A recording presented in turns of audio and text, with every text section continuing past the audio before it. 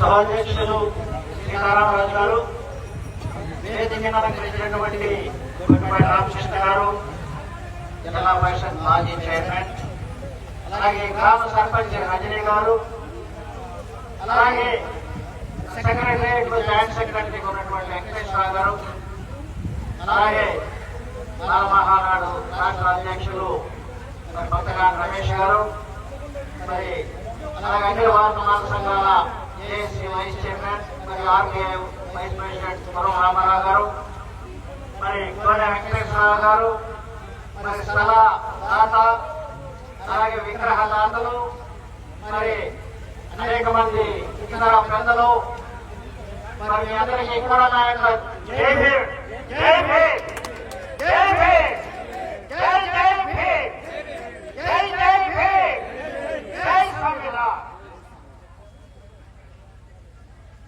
ఎందుకు జై భీమ్ అంటున్నామంటే, జై భీమ్ అనగానే జ్ఞానం వర్ధులు కాక అనే అర్థం. అలాంటి జ్ఞానాన్ని ప్రప్రథమంగా ఈ భారతదేశంలో ప్రసాదించినటువంటి వ్యక్తి గౌతమ బుద్ధుడు. గౌతమ బుద్ధుడు భారతదేశ ప్రజలకి, ప్రపంచానికి జ్ఞానం యొక్క విలువని జ్ఞానం ద్వారా తెలియజేసినటువంటి మహోన్నతమైనటువంటి వ్యక్తి. అలాంటి బుద్ధుడు మరి స్థాపించినటువంటి బౌద్ధ మత లక్షణాలు కలిగి ఉన్నటువంటి ప్రాంతం ఇది. ఎందుకంటే ఇక్కడ లవలాలో బౌద్ధ స్తూపం దొరికింది, అలాగే మట్టి తవ్వకాల్లో బుద్ధుడి యొక్క ప్రతిమ దొరికింది. 2-3 సంవత్సరాల క్రితం ఘంటసాలలో ఉన్నటువంటి చైత్యాన్ని కూడా నేను దర్శించాను.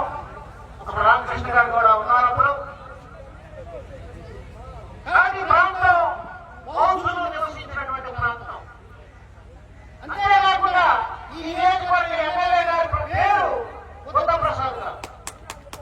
అంటే బుద్ధ ప్రసాద్ అనేటువంటి బుద్ధ అనే పేరు ఈ ప్రాంతంలో చాలా ప్రసిద్ధి చెందినదిగా మనం భావిస్తాం. ఈ ఘంటసాల అనేటటువంటి పేరు ఎలా వచ్చింది అనేది కూడా నేను తెలుసుకోవాలనుకుని చూస్తే, ఘంటసాల అనే గ్రామం కంటక అనే పదం నుంచి వచ్చింది. కంటక అంటే ఎవరనుకున్నారు?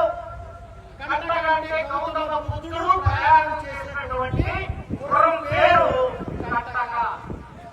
గుర్రం పేరు ఆ కంటక అనేటటువంటి గుర్రం పేరు మీదే ఘంటసాలగా మారింది. కాబట్టి మన ఘంటసాలగా మారింది. అలాంటి ప్రాచుర్యం కలిగినటువంటి ప్రాంతం ఇది. కాబట్టి బుద్ధుని యొక్క విశేషాలు ఇక్కడ దొరికినాయి. కాబట్టి బుద్ధుడు స్థాపించినటువంటి జ్ఞానం ఇక్కడ మరి ప్రసిద్ధికి వచ్చింది. ఇక్కడ ప్రజలు చాలా తెలియగలిగిన వాళ్ళు, విజ్ఞానవంతులు, జ్ఞానవంతులు, కష్టజీవులు.